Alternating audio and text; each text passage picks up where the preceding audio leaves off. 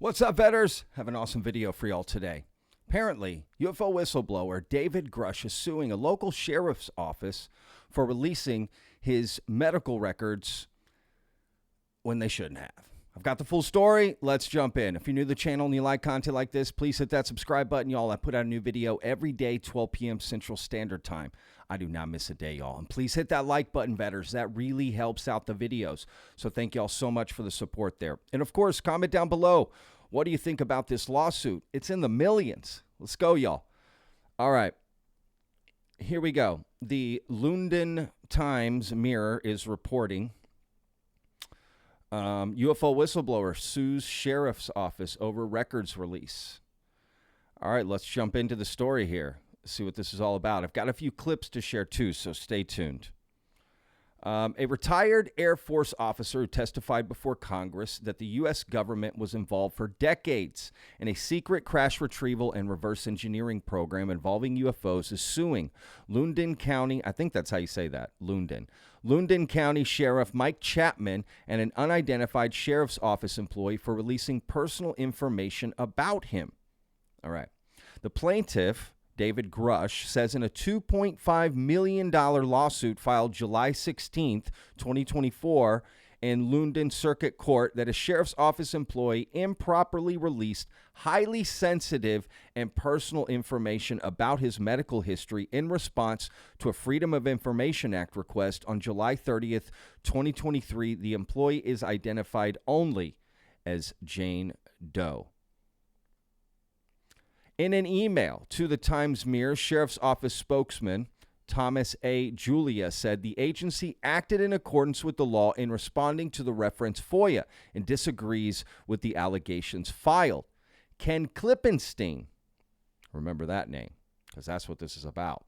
Then a reporter for The Intercept filed the records request 4 days after Grusch testified before the House Permanent Select Committee on Intelligence.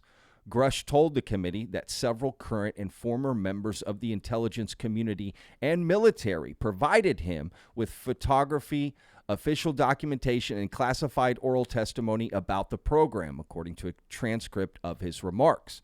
Grusch said that he had filed a whistleblower complaint with the U.S. Office of the Intelligence Community Inspector General and suffered retaliation for his actions.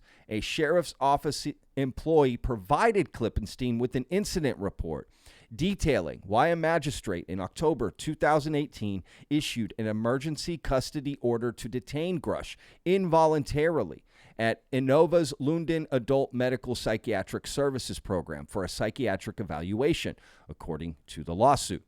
An ECO allows people deemed by a magistrate to be a danger to themselves or others to be held for up to 8 hours for an evaluation. A mental health worker who evaluated Grusch sought a temporary detention order for him, but Grusch, quote, was not committed and was consequently released, end quote, according to the suit. A TDO allows a person deemed a danger to themselves or others to be held up to 72 hours before a civil commitment hearing. Reports and court documents Reports and court documents related to an involuntary admission are excluded from being released under the Virginia Freedom of Information Act, according to the suit. The defendants had no authority to exercise discretion when releasing information relating to plaintiffs' involuntary admission records, reports, and/or documents, the suit says. The disclosure to Klippenstein was prohibited by law. The Intercept, an online investigative news site, published an article on August 9, 2023 that included a redacted version of the incident report. It said Grusch's wife called the sheriff's office to report that he was drunk and experiencing mental health crisis in their home.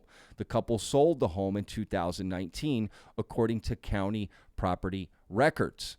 The article said that security clearances which Grusch had are subject to strict requirements and questioned why Grusch was allowed to keep his security clearance after the 2018 incident. The lawsuit says the article caused Grusch to suffer personally and professionally. So what's the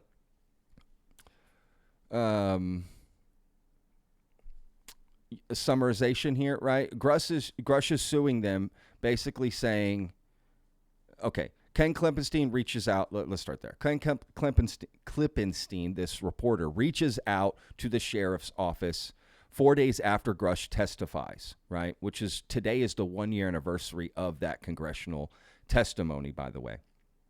And so he reaches out to the sheriff's office, asks for these records under the Freedom of Information Act. They release the records to him. He makes an article about it and includes these records, right? Well, Grusch is saying, hey, they had no right to release those records because under the Virginia Freedom of Information Act, one of the stipulations is involuntary, commitment or whatever it was. Involuntary admission is not included. Right, so they weren't allowed to release those records, even though the sheriff's office, according to this article, is saying, no, that's what we did. We were just responding by the law, right? Which is kind of funny when you think about the sheriff's office and the law. They are the law. They should know the law. So this will be interesting, right? Now, this is just, the lawsuit is presented. It could still be dismissed. It could go further. We don't know. Right, so this will be interesting, right? Do you think David Grusch has a case? Clearly, he thinks he does, or otherwise he wouldn't put out this lawsuit, right? So, what are we talking about here, right? Well, let's go to this. Now, Ken Klippenstein is the reporter, right? That this is all about, basically, who requested these records. Now, to be clear, David Grusch is not suing Ken Klippenstein. Ken Klippenstein made a request. The sheriff's office gave Ken Klippenstein the request. David Grusch is suing the sheriff's office for allowing that, right? All right. So these are a couple clips of Ken Klippenstein talking about this article after it came out and some of the backlash. Okay, he went on a show called Breaking Points. So I got a couple clips from that. And then one more clip. Stay tuned till the end. Accusations are flying as journalist Ken Klippenstein has published a new report for The Intercept saying UFO whistleblower Dave Grusch, who recently testified before the House Oversight Committee, was at one point referred to a mental health institution following 2 911 calls from his wife in what Grusch says is a PTSD-related alcoholic incident. Grusch and his associates initially accused the intelligence community of leaking non-public health records to Klippenstein, who has since revealed he in fact retained access to this information by Freedom of Information Act requests. Resulting dramas got both sides. They're accusing the other of not telling the truth to the public about the situation. So we've got Ken Klippenstein himself in the studio now. Join us defending his story. It's good to see you, Ken. Thanks for joining us. Thanks for coming in, Ken. Great to be back with you guys. All right, Ken. Yeah. All right. Let's just wanted that summary at the beginning that Sagar and Jetty, the host of that show, gave, right? So let's get to the next clip, because this is what I find interesting. Again, I'll put a link in the description. Go check it out. It's an 18-minute interview. Definitely not going to show the whole thing. But this is more just should Ken Klippenstein have done this? And what was the purpose behind it, right? Why would he make this article and share this about David Grusch 4 days after he testifies? How did he even know to go to that sheriff's office and ask for it, right? Well, in this interview, he claims that he was told by some Pentagon insider sources of his where to go look. I got to admit, that's suspicious, right? So, and because of Ken Klippenstein's reporting, right, based off those records, David Grusch is saying he financially suffered personally, right? So he's asking for $2.5 million. Now, real quickly, $2.5 million lawsuit seems like a big number, and it is. But you also have to consider lawyer fees, court fees, all this stuff, and that can be taken down, right? So you kind of put a bigger number, and so you can negotiate and maybe settle out of court for, half that or a quarter of that or something, right? Like, so, clearly that number is calculated, right? That number is calculated by the lawyers, and I'm sure if lawyers are involved, they're going to bump it up because they want a cut. They get a cut of that end, right? So, I don't know. Did David Grusch suffer that much? Did he have deals that he lost because of it? There may be some things behind the scenes we don't know, right? But what is clear is Ken Klippenstein as a reporter, I have to admit, this is it's low blow. It's a low blow, and I still to this day don't see the point of it, right? And Ken Klippenstein is you're about to see why I'm not really a fan of this guy. Okay, let's watch the clip and then let's dive in. I'm just trying to understand, like, what is the value of this information being put forward? And to be clear, you didn't do anything wrong. You're doing your job. We get crazy tips from people all the time here. So I have no issue with the Freedom of Information Act, even if you did report it, even if you did get a tip from the intel community. I guess it comes down to like the framing and the substance of like, what are we supposed to do with this information?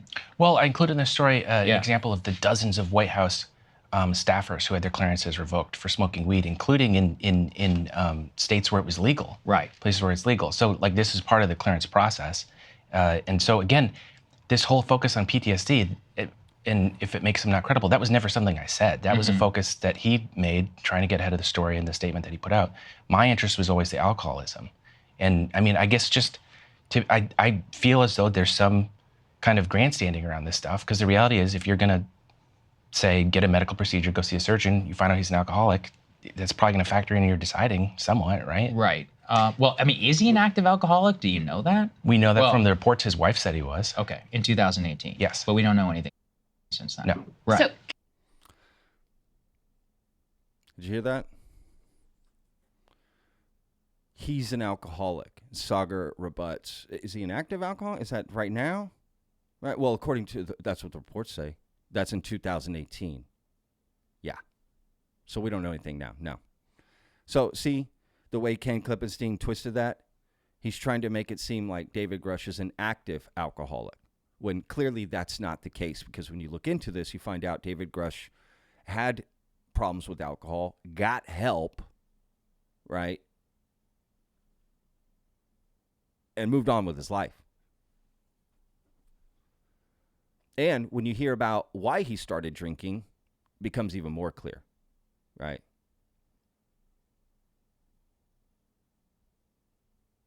He, I don't know the full details, so I'm not going to give that. But basically, he served in our military overseas.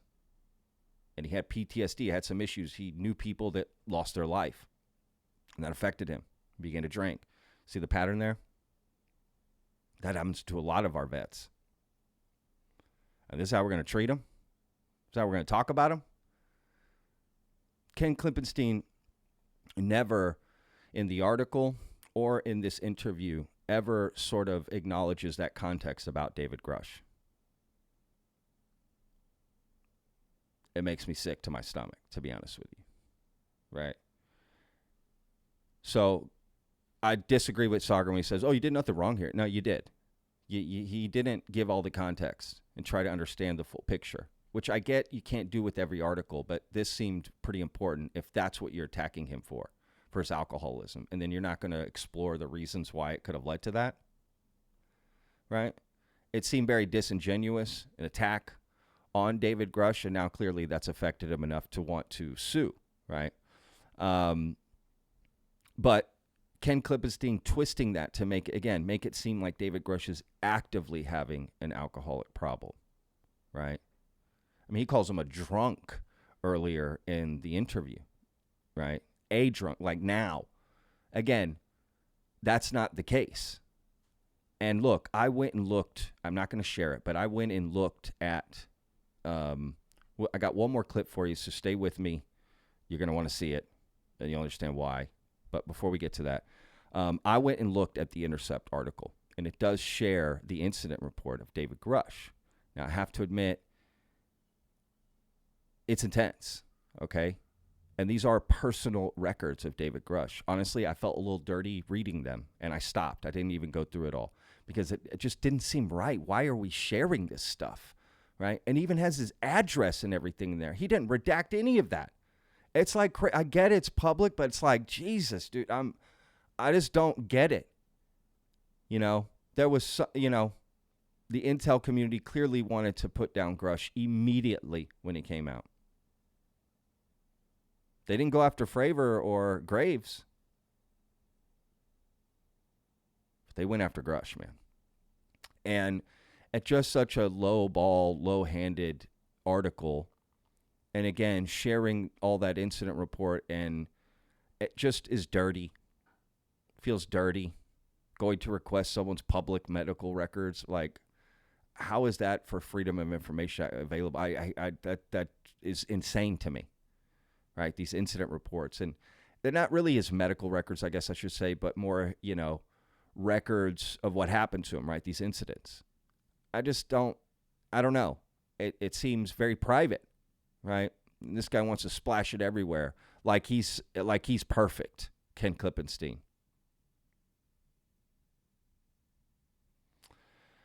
Just it was lowball. He wasn't just reporting on something like a fact, a thing that's happening. He went and actively looked this out from a leak, basically, right? An intel source basically got him to do this article, used him, right? And that's dirty. That is dirty to me. I wish David Grusch the best in his lawsuit. If that is the truth in the lawsuit, that they weren't supposed to release those hope he wins. Hope he wins. If they broke the law, and that, because it did hurt David Grusch. Quieres o no? It hurt him. Right? Because once something gets out there, regardless if it's true or not or what, you don't get the full context. People just read headlines, and we're all guilty of it, right? And you sort of take in that information and move on. So it's spread. You may be able to come out with the truth later, but, that lie is out there. Or that distortion of the truth, which is what this is at the end of the day. So not only did the records get released to Ken Klippenstein, then what he did is separate, right? That's not even, you know what I mean? It's like, so put down in the comments, what do you think, right? What do you think about this whole story? All right, let's get to this last clip here. And I also have an announcement. So 1 year ago today, David Grusch, David Fravor, and Ryan Graves testified, right, in a public hearing in front of Congress members about their stories, right? Commander David Fravor about the Tic Tac incident, Ryan Graves about all the UAP and, the cube in a sphere incidents off the East Coast, and David Grusch, right, about a decades-long cover-up with crashed UFOs and non-human biologics, right? They took questions, and it made an impact. Good or bad will be up for discussion, but it made an impact.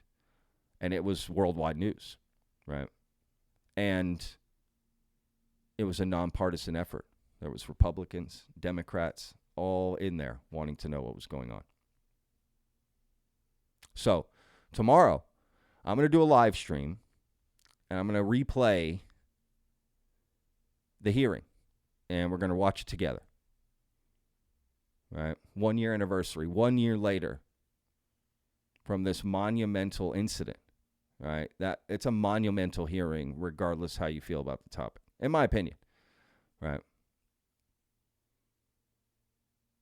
Because if you think it's BS, then you can't believe they would do something like that, have that hearing and say those things. And if you believe in it, you're like, oh my God, they're saying it out loud. Here we go. Right? And if anywhere in between, it's exciting. David Grusch laid out a plan. Here's the witnesses. Go look into it. Where's the debunk on that, that investigation? There hasn't been one. And in fact, the more they look into David Grusch's claims, the crazier it gets. So I'm not saying one way or the other. But join me tomorrow for the live stream. Let's rewatch the whole thing. and just remind ourselves,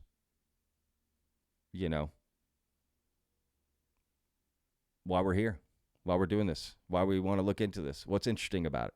Maybe we forgot some things. We'll learn something new. So, same time as always, we'll do the live stream together. So to go out, I'm going to play David Grusch's opening statement from that hearing. But tomorrow, we'll go over the whole thing. Let's watch. Mr. Chairman, ranking members and congressmen, thank you. I'm happy to be here. This is an important issue, and I'm grateful for your time. My name is David Charles Grusch. I was an intelligence officer for 14 years, both in the U.S. Air Force, both active duty, Air National Guard, and Reserve, at the rank of major, and most recently from 2021 to 2023, at the National Geospatial Intelligence Agency, NGA, at the GS-15 civilian level, which is the military equivalent of a full bird colonel. I was my agency's co-lead in unidentified anomalous phenomena and transmedium object analysis, as well as reporting to the UAP task force, UAPTF, and eventually, once it was established, the All-Domain Anomaly Resolution Office, AARO. I became a whistleblower through a PPD-19 urgent concern filing in May 2022 with the Intelligence Community Inspector General. Following concerning reports from multiple esteemed and credentialed current and former military and intelligence community individuals that the U.S. government is operating with secrecy above congressional oversight with regards to UAPs. My testimony is based on information I've been given by individuals with a long-standing track record of legitimacy and service to this country, many of whom also have shared compelling evidence in the form of photography, official documentation, and classified oral testimony to myself and my various colleagues. I have taken every step I can to corroborate this evidence over a period of 4 years while I was with the UAP Task Force and do my due diligence on the individual sharing it. This is because of these steps, I believe strongly in the importance of bringing this information before you. I am driven by a commitment of both to truth and transparency, rooted in our inherent duty to uphold the United States Constitution and protect the American people. I'm asking Congress to hold our government to this standard and thoroughly investigate these claims. But as I stand here under oath now, I am speaking to the facts as I've been told them. In the U.S. Air Force, in my National Reconnaissance Office, NRO, reservist capacity, I was a member of the UAP Task Force from 2019 to 2021.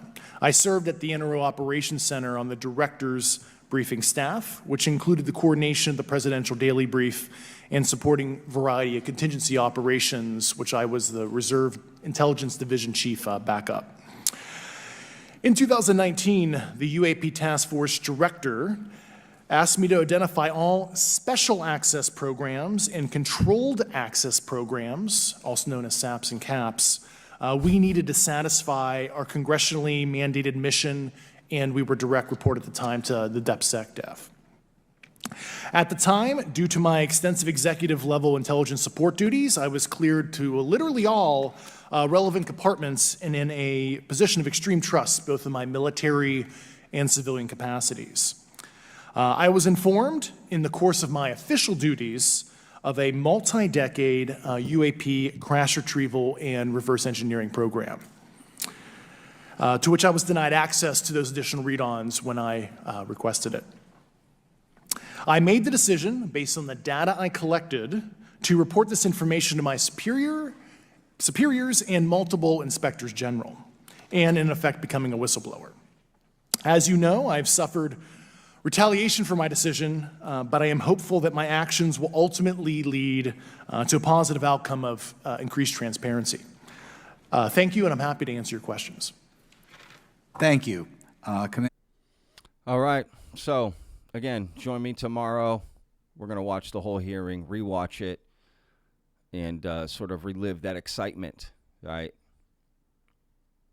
about this. So, please tell me in the comments, what do you think about David Grusch's lawsuit? What's happening? That article, was it important to bring out to the public? Did we have a right to know?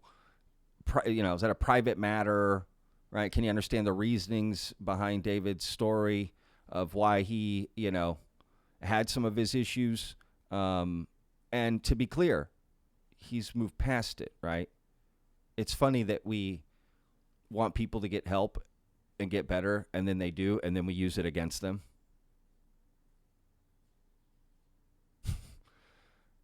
You leverage that low point in their life against them when they overcame it. Seems like the wrong way to go, if you ask me.